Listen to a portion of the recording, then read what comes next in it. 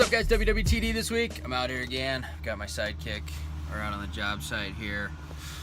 Hey, I wanted to shoot a video this week and talk about something that nobody really knows too much about if you're not in the new build game. So this would be kind of one of those things you got to think about if you're starting to go ground up or do some lot partition, some new builds, things like that. And it's not a very enticing topic, but it's a very important topic, and it's one that you really need to know about, or at least know what your options are when you're going to develop a piece of property or you're going to knock down a house and put a new one in its place. So what I want to talk about is utilities. Utilities are a big thing. Obviously, you've got power, right? And you've got gas sometimes. If you don't have gas, then that's a big thing, because then you got to do an electric furnace, or if you've got like electric baseboard heat or something like that, or radiant heat. Not very likely in a new construction. You'd probably have to go with an electric furnace, but most of the time you've got gas in the street. So gas and electric, they're pretty straightforward. What I want to talk about is storm. And when I say storm, I mean the stormwater runoff. So when it rains, that water has to go somewhere, right? And in a lot of municipalities, you have an actual storm system. So basically what that means is all your rain drains and all your runoff, it gets collected in a pipe usually, right? The rain drains, the gutters run to a rain drain runs to a pipe, and then the pipe can either A, take it off site and put it into the city storm system,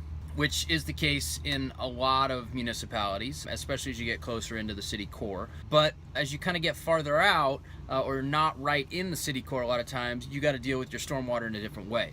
And the way that we're forced to deal with it here in Lake Oswego is two-part. Number one is we have to do dry wells, and number two is we would have to do some type of rain garden or something like that. And so for this video here, we're doing a dry well on site here at this particular project, and so I wanted to show you guys, you know, the nuts and bolts of how it all goes together. That way it's not a mystery. So Dan's got some footage here he's going to overlay that shows you the top of the dry well. And a dry well is basically a big concrete tank that is put in the ground, and the bottom of it is open to some extent, so it allows the water to kind of seep out. So all the water's collected. You can see in the footage here, there's a pipe that runs all the way to our detached garage that's still exposed. You can see the rain drains on the front of the house as well in some of the footage. All that ties back into the dry well also, but the exposed pipe really shows it. And so that's tied in from our detached garage, and it runs all the way to the dry well. So basically all of the storm water on site goes to this dry well. It all collects, runs, and it's piped to the dry well. It fills up the dry well. You know, we have to have it engineered in order to accommodate heavy rains,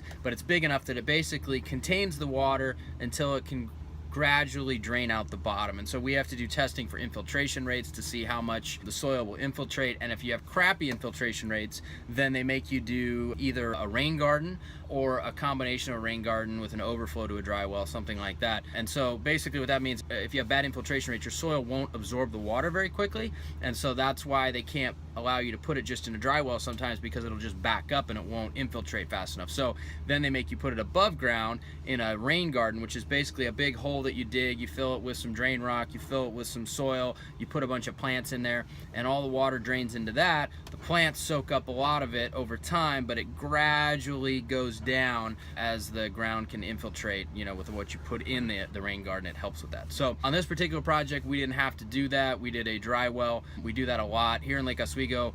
They have a very archaic storm system, so they don't allow anybody to tap into it. Even if it is available, you have to infiltrate on site. So that's kind of their policy. So pretty much every project we have, we either have to do dry wells or we have to do some type of rain garden or a combination of the two. So that's that. The other thing, which is a big thing, which a lot of investors know nothing about, which is shocking to me, but if you've been in the game long enough, you get burned once and then you know all about it, is sewer lines. And so I'll show you in the video here. You can see the clean out at the end of the sewer line. It's got the caution tape around it. That's a clean out that the city makes us put within 2 feet of the property line. So that's just a new rule. We have to have a clean out there so that they can easily get to the main with some type of scope. And then you can see that we follow the line back to the house, and then there's a clean out that's a couple feet outside of the house. The sewer line is about 10-12 feet down, and we had to run a new line there. So sewer lines are a big thing. Whenever we buy houses that we're going to rehab, we always scope them, because a lot of older houses have older sewer lines, and if they have older sewer lines, there's usually problems. If there's trees in the front yard, hard. There's root penetration, there's bellies in the line. You know, a lot of old lines are like terracotta or concrete, and they're just kind of corroded, and the joints are breaking up or they're offset, and so that can be a big bill if you're not scoping your lines ahead of time. And so with new construction, you always have to lay a new line. That's just the way that it goes. So you have to find where the old one is, find where it taps the main. This is given you don't have a septic system, of course. You're actually tied into the city sewer system, and then you have to basically replace that line, which is what we did here. So two big things you got to deal with when you get into the new construction world, and one of those obviously sewer lines you got to deal with whether you're in the rehab world or new construction world. But big things to keep in mind.